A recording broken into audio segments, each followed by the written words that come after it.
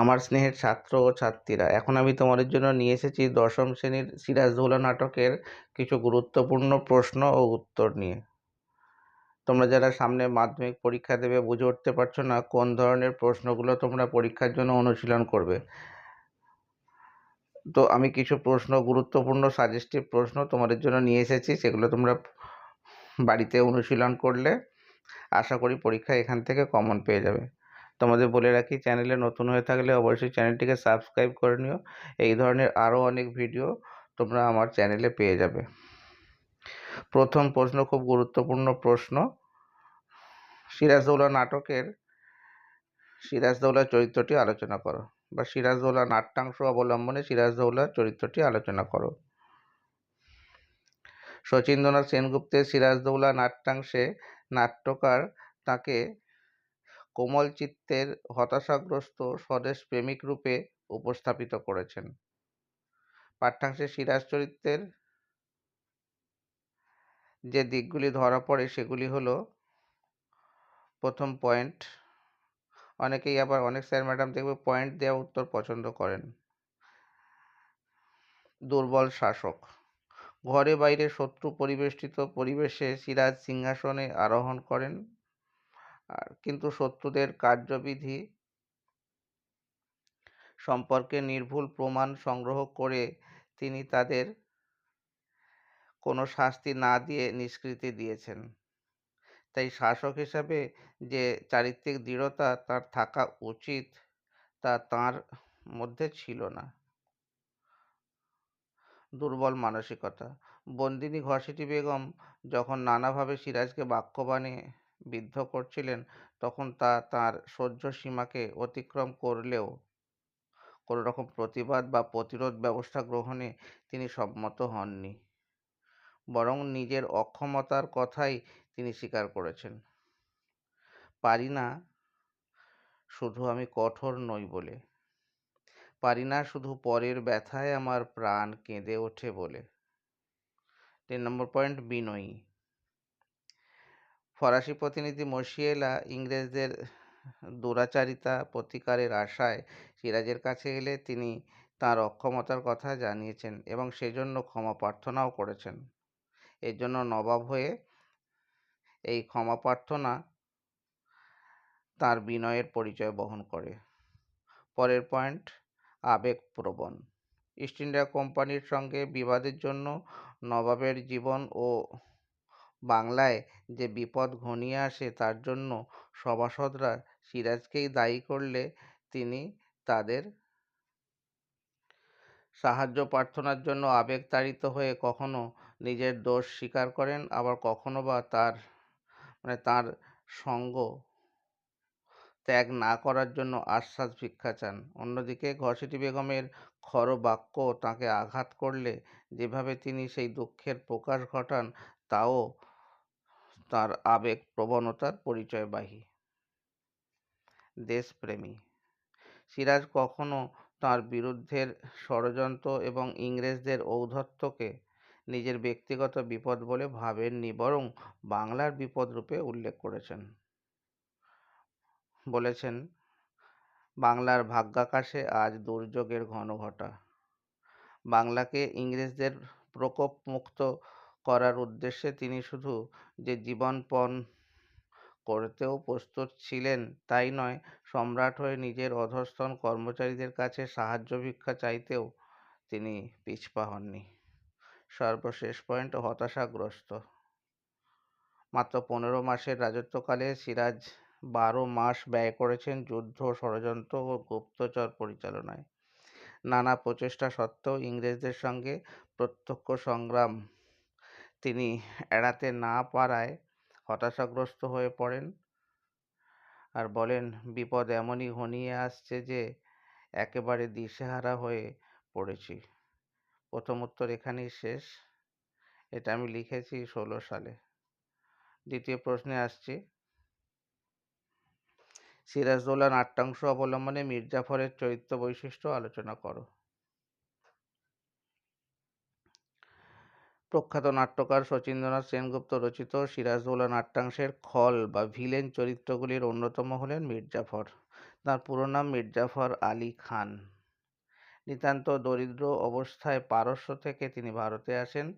আলীবর্দী খাঁর সৎ বোন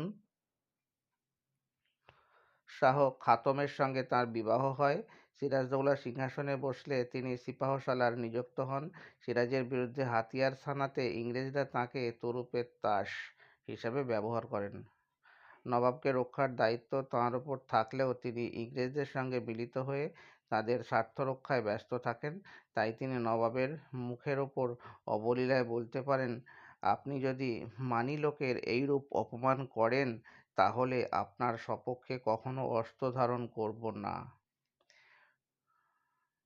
শুধু মুখে বলাই নয়, ইতিপূর্বে কলকাতা অভিযানে কিংবা পূর্ণিয়া বিজয় অভিযানে সিপাহসালার হিসেবে তিনি নবাবের পক্ষ অবলম্বন করেননি।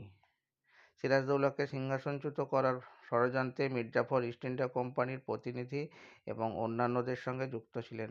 তবে সিরাজদৌল্লা সেই প্রমাণ পেয়েও তাঁকে কোনো শাস্তি দেননি, এমনকি অন্য সভাসদদের সামনে তা প্রকাশও করেননি, তাঁর সম্মান খর্ব হওয়ার আশঙ্কায়। কিন্তু নবাবের এই উদারচিত্ততা তাঁর কাছে কোনো মূল্য পায়নি। তিনি এক বিবেকবুদ্ধিহীন ব্যক্তিবিশেষ।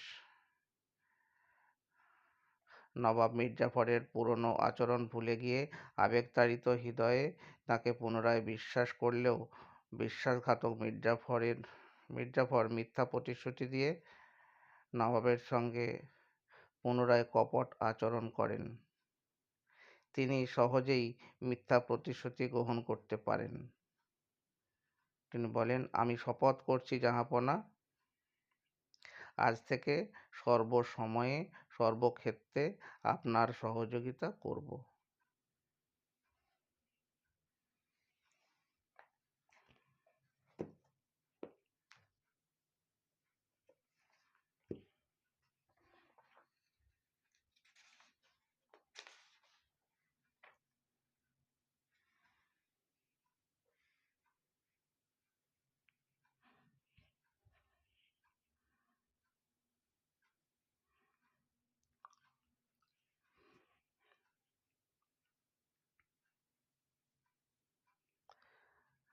পরের প্রশ্নে যাওয়ার আগে তোমাদের বলে রাখি, এই প্রশ্ন তোমরা পারচেস করতে চাইলে ডেসক্রিপশানে নম্বর দেওয়া থাকবে, তোমরা যোগাযোগ করতে পারবে।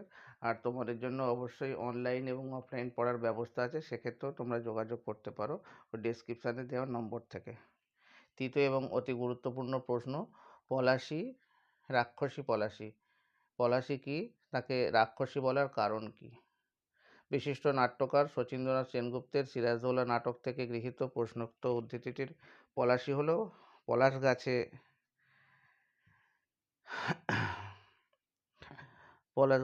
পূর্ব মুর্শিদাবাদের একটি বিস্তীর্ণ মাঠ। এই মাঠেই বাংলার শেষ স্বাধীন নবাব সিরাজের সঙ্গে ইস্ট ইন্ডিয়া কোম্পানির লর্ড ক্লাইভের সৈন্যদের যুদ্ধ হয়। দ্বিতীয় প্রশ্নের উত্তর, পলাশীর মাঠে নবাব সিরাজদৌল্লার সঙ্গে ইস্ট ইন্ডিয়া কোম্পানির ঘোরতর যুদ্ধ হয়। 1757 খ্রিস্টাব্দে 23শে জুন এই যুদ্ধ হয়। এই যুদ্ধে সিরাজের পক্ষে 50,000 সৈন্য থাকলেও মির্জাফরের বিশ্বাসঘাতকতায় সবাই যুদ্ধে অংশগ্রহণ করেনি। তার মধ্যে ছিল ইয়ার লতিফ, রায়দুর্লভ, জগৎ শেঠ প্রমুখ। যুদ্ধে বহু মানুষ হতাহত হয়, রক্তে রাঙা হয়ে ওঠে পলাশীর প্রান্তর। যুদ্ধের প্রাক্কালেই নবাব সিরাজদৌল্লা অনুধাবন করতে পেরেছিলেন তাঁর পক্ষে এই যুদ্ধে জয়লাভ সম্ভব নয়। তাঁর দক্ষ সেনাপতির দল যে তাঁর বিরুদ্ধে ষড়যন্ত্র করে তাঁকে হারিয়ে দেবে তা তিনি জানতেন। তাই সম্ভাব্য